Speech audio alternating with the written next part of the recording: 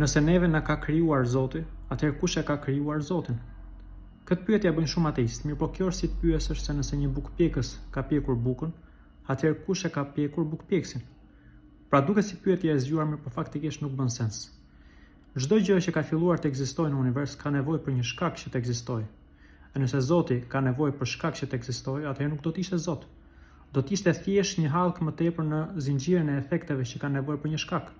Prandaj kemi nevojë për një shkaktar që nuk është i shkaktuar që zinxhiri të ekzistojë.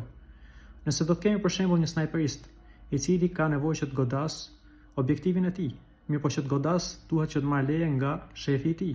E shefi i tij duhet të marrë leje nga shefi i tij që është më lart. E kështu me radhë deri në infinit.